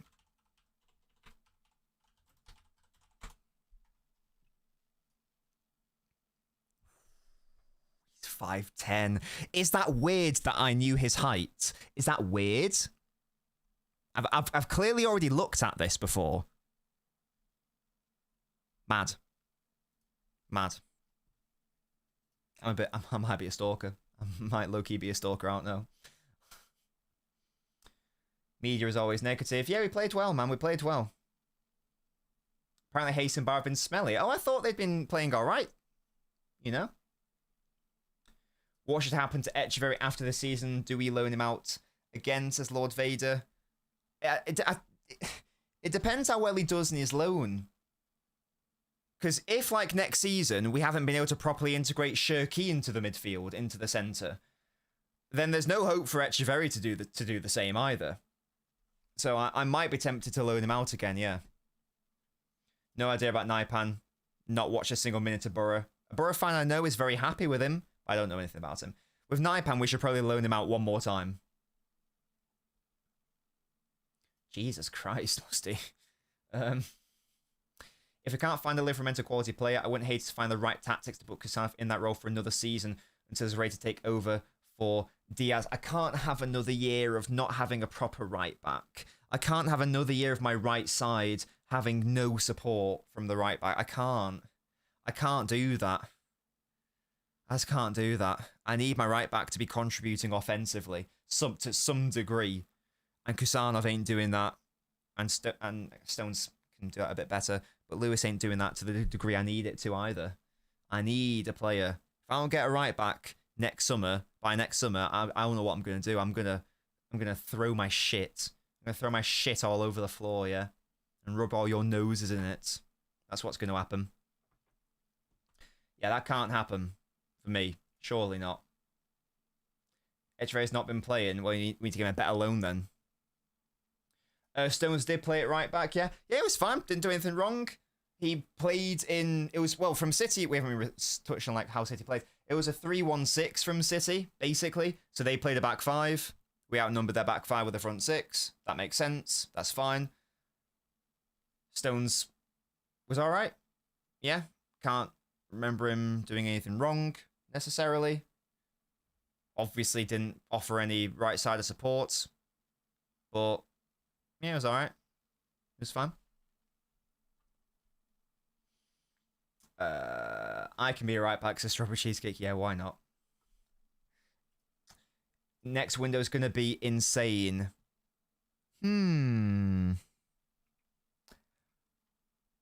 I don't know if it is. Insane in what terms? Let's say, and this is looking forward to next year, and I want to talk about the now, but this is just like an interesting point. Let's say that we can't get Livramento, / we don't want to, because of injuries. I don't think City will go for a homegrown right back in that sense, and I think we have to go for one. So that is another non-homegrown. He said the thing, guys. Nobbins said the thing. That's another non-homegrown slot taken out. Now Bernardo will go, and Kovacic will go, and maybe Nunes will go. To be fair, but think about the players that are coming back. Hayes is coming back. Barr is coming back. Echeverry's coming back. Naipan is coming back. Are we going to be able to find loans for all of those players? I'm not so convinced that will happen. I suspect that next season, particularly given the Livramento's news, that we're going to have to really prioritise homegrown signings. Now, maybe City do just go get Jed Spence or whatever. That may be Fenway. Players like Wharton. Players like Morgan Gibbs-White. Maybe a homegrown defender as well. I don't know if it's going to be like this mad summer like it was this year where we signed, Reinders, Aitnori, Shirky. We're sort of limited on space in that sense, so I don't know. Maybe 5 homegrown right backs. What? Am I allowed to include Kyle Walker? Walker, Spence, Livramento, Aina, and Ben White. There you go, Bosh. Easy mode, guys. Easy mode. Yeah, if that's what you mean. Yeah, definitely Alex, yeah. Good ones. Well, I can't do that then. You've stumped me there. That goes to the whole point, doesn't it? Colutore right back, hello? What's going on? Yeah, he plays right back. Come on, Spartacus. He's played way more right back than centre back right now. He's right back now. This has got... So, I'm not happy that Stones keeps getting selected for international duty. That's annoying me. That is annoying me that he's not saying, no, I can't go. That's pissing me off a little bit. To be honest, that's annoying me. And he's proudly Nigerian. He's homegrown. That's all that matters. That's frustrating me. I'm so happy that Foden's not been selected. So happy. Good. Give him a rest. I don't want any of our players selected for anything. I don't give a fuck. I want them to be City players and to play for only us. I don't give a damn. I don't give a damn. Yeah, Stones, get out of there. It's lovely that you're not injured yet, but come on, sort it out. 2 wingers. We're not going to sign... I'd be staggered if we signed any wingers. Never mind 2. Unless players leave. But if no players leave, I don't know why we would sign a winger. I don't know why we would. Unless players depart. Yeah, homegrown midfielders, I think so, Fenway. At least you're not going to get Elise out of Bayern. No chance. I don't think that's going to happen. Why would they sell him? Does he want to move? Does he even want to move? Is there even a possibility? He's only been there for a couple of years, hasn't he? Seems a bit unlikely. Big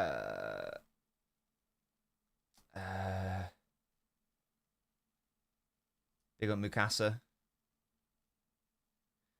I don't think they'll sign Livramento now, no. I'd love Tim, but he'd be the dream. He'd be the dream signing. Obviously can't happen. This would be the dream signing, though. Yeah, same. I don't want Foden selected. I want him rested. I'm focusing on City. Yeah, we need to offer Rodri a new contract and Foden a new contract as well. Yeah, Bernardo will leave, definitely. But I'm not... I know that Bernardo's played a little bit of right wing. I don't consider him a right winger in my head. He's a midfielder. My wingers for City's purposes are Doku, Marmoush, Savio, Bob. Right now. And Shirky might get thrown into that mix in real terms, depending on how Pep decides to use him when he comes back. But Shirky might get thrown into that mix as well, potentially. Even though he's not strictly a winger, I suspect that he might end up playing a lot of football technically off the right.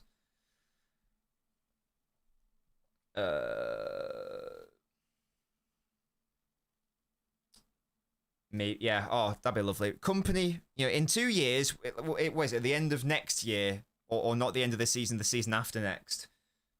Or whenever Guardiola's contract expires. Company comes in. Elise 2. Vibes. Vibes.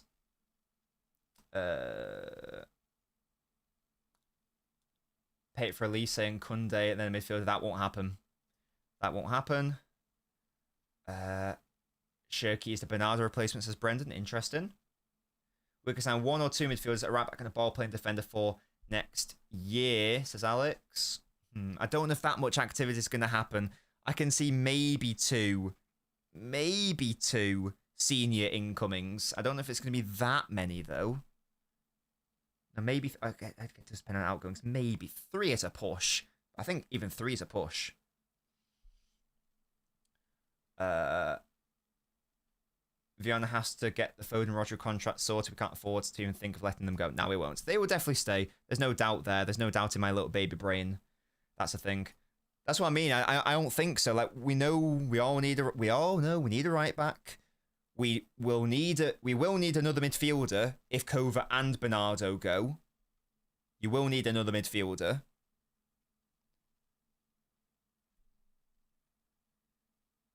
But thereafter, what do you need? It depends on how we view Hayes. It depends on how we view Bar. If Hayes comes in and he's a starter, or not a starter, if he comes in and he's a squad player, then we don't need another centre-back, as an example. I don't think you need 2 players with Bernardo and Kova going, because Reinders is the Gundogan is clearly now the Gundogan replacement. Now that all the dust is settled, Reinders has been the Gundogan replacement. Nico is the Kovacic replacement. So you just need a player to fill in for the body of Bernardo. So another midfielder. Some people might argue that would be Bob. I would say that we would be a bit light in the midfield. So as a more all-rounder midfielder. Apart from those two positions, I can't really think of like what else we do. I can't really think of what else we do. You obviously don't need to bring in a keeper unless like a random player goes. Once you've got that right back, you've got them. You don't need a centre back because you've got Diaz, you've got Kusanov, you've got Gvardiol, you've got Hayes. We don't know what's going to happen with Ake Stones, but there's 4 or 5 players there. Left back you don't need. You've got Aitnori, you've got O'Reilly. The DM positions, you've got Rodri and Nico. 8s, you've got Nico, you got Reinders, you got Foden, you got the signing who I do think you would need, to be fair. You can even argue Bob in the centre. More if you want to say more attacking players, you got Foden, Reinders can play there, Bob can play there, Shirky can play there. Left side, you got Doku Marmoush. Right side, you'd have Savio Bob, and we touched on Shirky. And then up front, you've also got Haaland. And then you've got players who can fill in for him, whether it's false 9 or whether it's whatever. Ironman, I know Marmoush is not a winger, but for our purposes, he is. There's no point in saying Marmoush is a second striker, because we won't play with a second striker. We play with a left winger. We play a 4-3-3. For our purposes, he is a winger. So I don't really know like what you need to do outside of those two positions. A right back and a midfielder. Bar any other outgoings. And job's a good one, right? You've also got to think about the players we already have. You've got to think about homegrown quota. So a homegrown midfielder would be nice. Whether that's Wharton, whether it's Gibbs White, whether it's whoever, I don't know. And then a right back. I was saying we don't need a right wing because we have 2 at the club. I'm assuming that no one's leaving. So right now we've got Savio and Bob. And Shirky, if we have like an attacking right back. Where they're not going to fit, are they? I'm not assuming players are leaving next year. I'm certainly not assuming that Savio's going to leave because he's signing an extension. I'm not going to assume that Bob's going to leave. I don't care if you think they're up to par or not, Dom. They are here. Savio's going to sign an extension. Bob's not leaving. They are here. What's the value in... Dom, you're not understanding. It's irrelevant whether you think they're starter quality or not. They are here. Savio's signing an extension. He's going to be here. Bob, this is his first season. He's going to be here. Shirky's probably going to play off the right as well. He's going to be here. Whether you like them or not, or whether you think they're good enough, I'm not even arguing the point. It's not a point to be had. They are here. And they will be here. So it's a meaningless thing to say, I don't think they're good enough, right, but they are here right now. And they're not going anywhere. And the club are offering Savio an extension. So they're going to be here. So it's a meaningless conversation. Why not bring in competition? Because you've already got Savio, and you've already got Bob, and you've already got Shirky, and you've already got Foden, who can all play off the right. And Doku can also play off the right. Where is this extra player going to play? You can't. Like, yeah, look at this. I mean, Bernardo won't be here, sure. There are far too many players who can already play there as is. You can't just... I don't know, man. Well, Bernardo's won't be here next year, but you see the point. There's way too many bodies there. You can't just like bring in another player for competition. The competition's already here. The competition's already healthy. The competition's already good. I don't know, man. That's like saying, why don't we just bring in another goalkeeper for competition? I mean, we've got the players. We've got 2 goalkeepers already. You don't need to bring in a third. That'd be a bit silly, wouldn't it? Why not bring in another 6 to compete with Rodri and Nico? Why not bring in another more attacking midfielder to compete with Foden and Shirky and Reinders and Bob? Why not bring in another left-sided player to compete with Doku and Marmoush? It's nonsensical, isn't it? That's not what squad building is. That's not what squad building is. That's like what, I don't know. That's what FIFA is. Look at our options off the right. You don't, whatever you think of them is meaningless because they are here. They are here and they aren't going anywhere. Now, if you want Savio to be sold for a different player, cute, but he's getting an extension. He's getting an extension, isn't he? So he ain't going anywhere. Likewise with Bob. As we've just discussed about Shirky, we all... Well, I don't know if we all want Shirky to start. I personally want Shirky to start. Lots of people do want him to start. If Shirky's going to start anywhere, the most logical place for it to be would be right wing.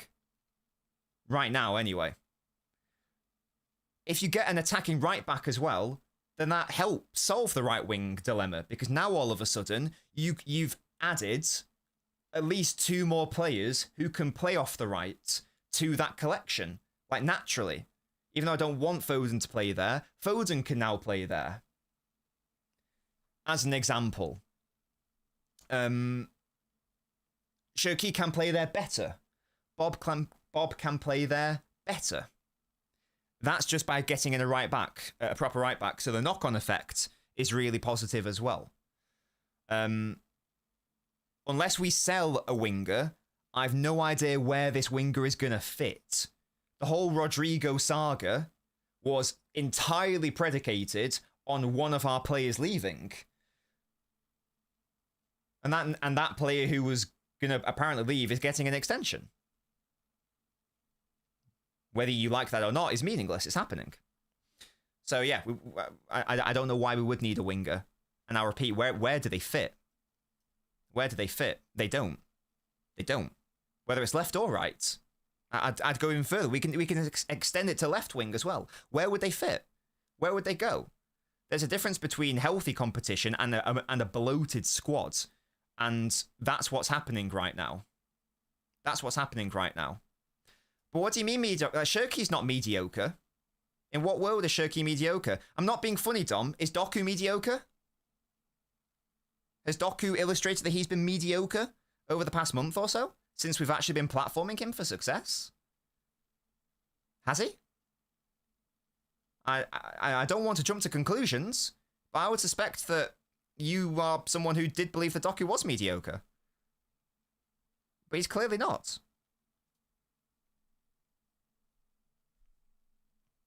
I don't know, man. Unless you say, like, Elise, who isn't going to come here, then no. Elise is a great... And if you said to me, look, you can swap... I don't know. You can swap Oscar Bob for Elise. Would you? I don't want to phrase the question like that. But you know, if in the past you said... Look, you can either like promote Bob to the academy, or you can just have this version of Elise right now. Who do you have? Obviously, you pick Elise. He's the better player. But there's very few options out there anyway. The only one I can think of is Elise, who isn't going to move. Let's be real. Let's be real. The Rodrigo one is funny because this is... And to be fair, I don't know if people are still talking about Rodrigo. Maybe I've made a leap here. But let me know, Dom, if you are thinking about bringing Rodrigo in. Rodrigo is so adamant that he does not want to play at right wing, that he is out. And this is what we said, by the way, for months on this channel. For months. He is so adamant that he does not want to be a right winger that he has said to Xabi Alonso, I will compete with Vinicius Jr. to play at left wing in my preferred position. That is how gagging he was to not play at right wing. He's basically resigned himself to being a bench player. Because he must know in the back, whatever his self-belief is, he will know that he's not above the pecking order compared to Vinicius Jr. That's how desperate he was to not play off the right. So if that is the player that you're thinking about, and I don't know if it is, because you haven't named a name, feel free to do so. But if you're thinking of that player, as lots of City fans are, he doesn't want to play at right wing. So it's meaningless to say, get Rodrigo to play at right wing and sell Bob or sell Savio. Elise, right, okay, Dom. In what world do you suppose that Elise, first of all, does he even want to leave Bayern? Where's that come from? That's the first thing to note. In the second instance, in what world are Bayern going to let him go? And at the same time, in what world are we going to be able to move on the player? We have to be realistic here. There isn't a gap in our squad for that player. They're not available either. It's Elise. He's one of the best right wingers in the. He's one of the best wingers in the world right now. Do you think Bayern are just going to go, yeah, there you go, have him? No, they'll probably just block the transfer. We blocked a Savio I'm not. This isn't me having a diss at Savio because I rate Savio highly. If City were willing to block Savio's transfer, what do you reckon Bayern would do? What do you reckon Bayern would do? Some starting caliber right winger. I don't know what that means though, because I would again. You say some options. Well, first of all, like name them, but secondly, why can't our current options be that? Why can't Shirky be that? Why can't Shirky be that player? Why can't Savio do what Doku has done? Why can't Bob do that? Why can't the right-sided dynamic be resolved by bringing in an attacking right back to help that out? The solution can't be all of our right options are shit, sack them off, bring me in a world-class player. That's a silly POV. That's silly. Attitudes like that are not how you win titles, like this merry-go-round situation. That can't be how it is. That can't be how it is. Bernardo starting. Well, Shirky is a 10, I think is our best option. And Shirky's coming back from injury. And we're surely, hopefully we're going to see him play there. So, I feel like in the first instance, we have to see Shirky off the right. And then if it fails, and if it's horrendous, then maybe we can have that conversation. But I just know it's not going to fail if it happens. Bring back Ras. I don't know who these starting quality right backs are that you're talking about, apart from Elise, who is not a reasonable link. Who are they? Who are you? Let's be having you. Who are these guaranteed locked in right wingers who are available, definitely want to come to City, and definitely that sort of ilk of player. I mean, let's get Saka. Whilst we're at it, I mean, if we're naming names, should we just get Saka? You know, might as well. You do quite good. You do quite good at City, I reckon. How well does 2018 Raz fit in this system? Oh, hello, Siri. How you doing? What if Doku fails to perform this season? I think City should go for Rodrigo. I mean, Rodrigo, first of all, needs to start for Real Madrid. First of all, surely. Do we want a player who's not good enough to be starting for Real Madrid? The standards of my football club so in the gutter that we are having to resort to a bench player for Real Madrid? What happened to the standards, guys? Guys? What happened to the standards of my club? My beautiful club? What happened to the standards? Ah! I'm joking, obviously. Only sort of. Only sort of, though. Only sort of, to be honest with you. Saka's homegrown. Get him in. Get him in, get him in, get him in, get him in, get him in. To be fair, I'm not being funny. I'd be well up for Semenyo. On a reel, I'd be up for Semenyo. I would be up for Semenyo. Oh, dear. Fenway, do you not approve? What the hell?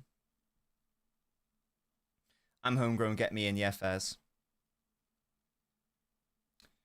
Rodrigo is a starter. Why isn't he starting then? Yeah, should we get Yamal in while we're at it? I like Semenyo. He's not an option, Beatrice, let's be real. He's not an option. He's never leaving that club. He's never leaving that club. Yeah, I didn't realise this, Ken. I didn't realise that he's actually homegrown.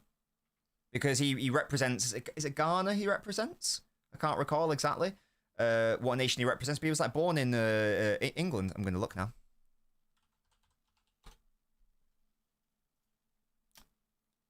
It is Ghana, yes. But he was born in Chelsea. Chelsea. So there you go. Big up to Semenyo. That's not good enough, I'm afraid. So, Brit, that's not good enough. Game Pedri. Shut up, ketchup fan. Your mouth's not homegrown, no. Yeah, look. Genuinely, I would rather Semenyo than Rodrigo. I'd rather Semenyo than Rodrigo. I'm not taking the piss. I would rather Semenyo. I think that he would fit us better. So if we're saying that, and if you said Semenyo as an option, I wouldn't be against that. Would not be against that at all.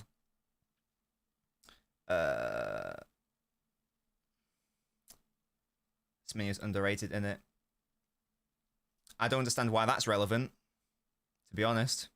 I don't think anyone's claiming that Doc is better than Vinicius Jr. That's a weird that's a weird statement to make. Yeah, big up. Semenyo didn't put 2 passes in Champions League, man. He's not shut up. Yeah, definitely. I don't look at buying players as, are you better than this player? Because that's not really relevant. What's relevant is, do you fit the side well? And Semenyo would fit City a lot more than Rodrigo would. Let's compare the two. Rodrigo, as we've just outlined, is so adamant that he does not want to play right wing that he's competing with Vinicius Jr. for left wing in a battle he knows he cannot win. That does not scream to me player who's going to improve our right side, personally. I don't know about you guys, but that does not scream he's going to improve that right side. Semenyo is an absolute baller off that right side and is more than happy and capable of playing off that right side. So immediately, just before even going into their traits and attributes, that should immediately tell you that one is better than the other. Get Elise. Oh, yeah. Get Saka. Get Yamal. Get Vinicius Jr. Get Mbappe.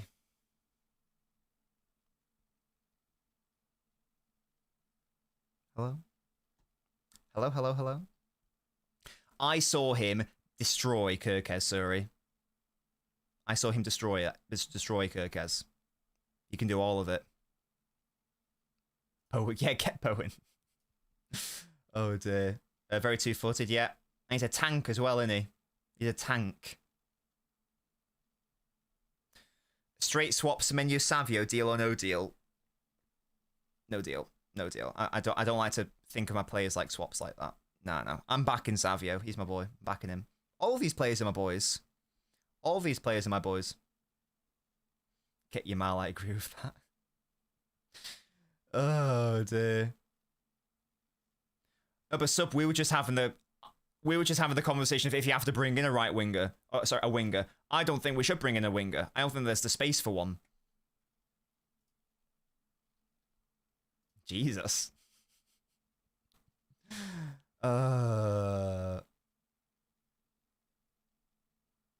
Calvin Phillips, Yamal, deal no deal. Got to back the City player, I'm afraid. We're keeping Phillips. We're keeping Phillips on a reel. On a reel. At least he might have a release clause. Okay. Haaland has a release clause as well. I'm not being funny. To the people who are just saying get Elise, imagine a Real Madrid fan or a Barca fan or a Bayern fan on the other side of the world, whatever, in their respective comments saying get Haaland. How would you feel about that in respect of likelihood? Would you go, oh yeah, that seems reasonable? Or would you go, well, no, because he's not going to go. We're not going to sell him. He doesn't want to go. You can't afford him. The player, you have to convince not only the player, but also the club. That's what I mean, Musty. They are doing it. But we can all rationalise that and go, But he's not leaving because he loves the club. He's never intimated he wants to leave the club. And the club aren't going to sell him to another club. If they are, it's going to be for a mental price. No, that's what I mean. That's what I mean, sub. And how do you react to that as City fans? You're proving my point. How do you guys react when you see Barca fans and Real Madrid fans go, let's get Haaland next year? How do you react? Do you go, oh yeah, that's fine, market forces are a thing? Or do you go, well, we as a club are not going to let him go, and he as a player has never suggested he wants to go? Now, put yourself in the shoes of... Sorry, now that you've put yourself into your own shoes, put yourself into this person's shoes. I don't know if what I'm saying there makes sense. It's not as simple as get Elise, in the same way it's not as simple for other clubs to go get Haaland. It's not that straightforward. The player doesn't want to go. There's no evidence of that. Why would the club sell him? They don't have to. You can't just say, get this player from these sorts of clubs. Especially if there is no evidence that I'm aware of that the player wants to go. This is not like, oh, player has clearly intimated that if I don't know, if City come in, they will get him. There is no suggestion that he wants to go, so I don't know where this is coming from. We'll end this here. I don't really get where it's coming from. Just get Elise. Because again, I would just turn around and go, get Saka. They're both equally as ludicrous right now based on the evidence, based on the available evidence we have. Can anyone provide me with anything that Elise has said or his camp have suggested that he's unhappy with Bayern or that he wants to leave Bayern? Never mind specifically he wants to come to City. Has there been anything even remotely like that? Anything remotely like that? Any hints? And this is a genuine question, because I don't know. I feel like there hasn't been anything like that. So no. So you guys are saying no. So it's not even a conversation for me. I don't get where, like, the idea that we can just get him is coming from. If it came out that, you know, Elise is unsure about his future with Bayern and is thinking about leaving after only is it 2 years? Has he been there for 2 years now? I think after this season, sorry. After 2 years with the club, he wants a different challenge.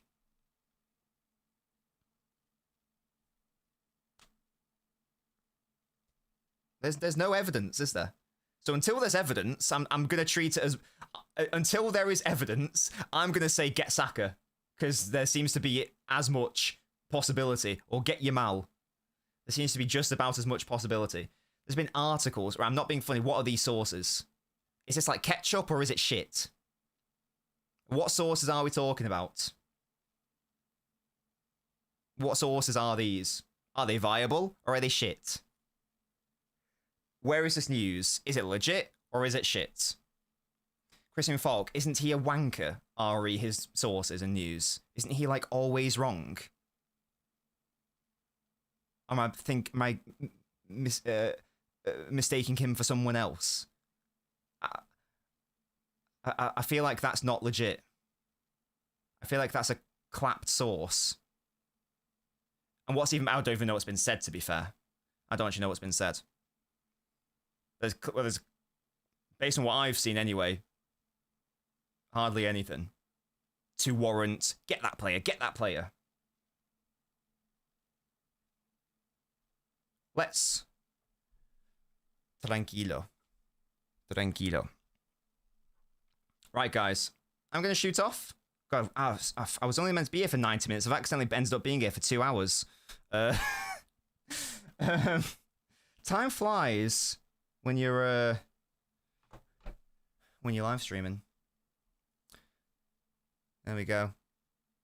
And I know it was in Aracani for like a very brief time.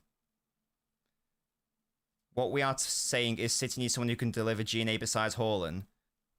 Odin, Marmouche, Reinders, Shirky. Are these not players who can deliver GNA? How many assists has Doku got this season? How many assists did Savio get last season? What do you mean exactly? I've just named all the players that are doing it. What? Where's the GNA? What do you mean? What do you mean? Foden... Oh. I'm gonna kill myself, man.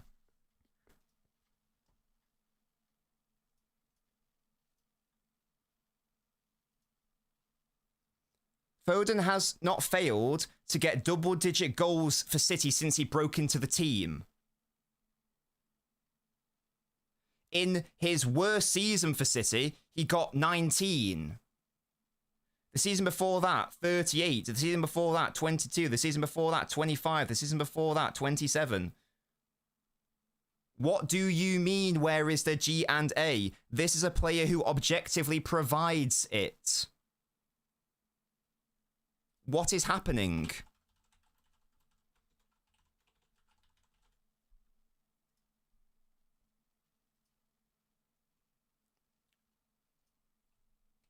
Reinders, 19 last season.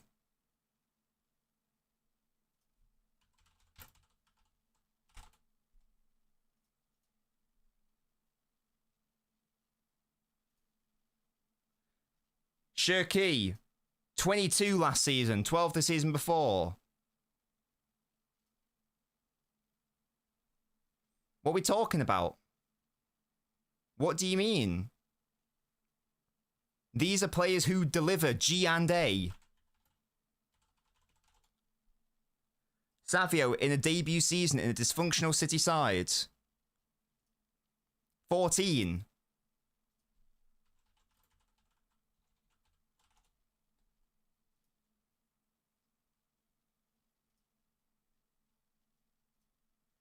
Doku, who was apparently dog shit last season. 17. Doku, who was apparently dog shit in his first season. 15.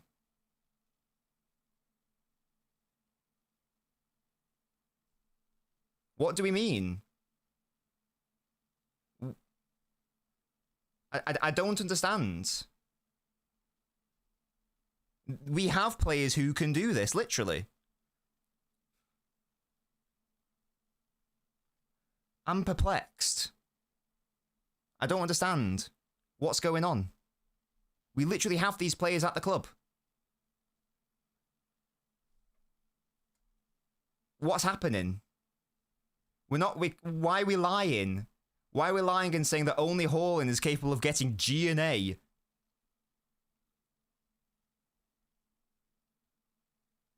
This is why the stream's longer than usual. I'm so fucked. I'm so fucked, man. I don't get what is going on with these people. Right, I'm gonna go. I'm having pizza tonight. We're going to Nell's. It's gonna be delicious. Hope you guys have a lovely evening, whatever you do. Make sure to leave a like on the video before you go. It's free. There will be a tactical preview. Oh my god, Omar, I forgot about Marmouche. Yeah, sorry, another player who apparently doesn't get G and A.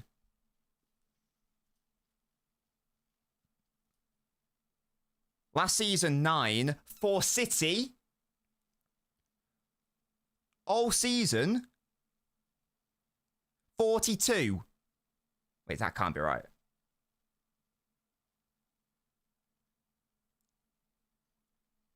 God, it is 42.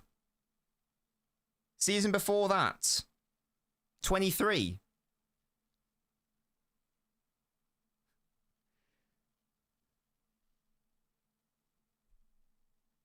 We have the players that can do this. There is... yeah. Right. That's the stream, guys. Hope you enjoyed it. I'm going to shoot off. Hope you enjoyed it. Thank you so much for watching. As always, good debates, as always. Nobbins getting frustrated, as always. It's a recurring theme. Tactical preview will be out tomorrow, and then we'll do a watch-along on Sunday. So join me for that. hopefully we will get the victory. I'm going to go get ready because I'm having Nell's Pizza. I'm going to have hot honey pepperoni pizza with Mrs. Nobbins. Half price pizza. Love you too, Dom. It's going to be a delicious time had by all. Thank you guys so much for watching. As always, I'll catch you next time. Bye.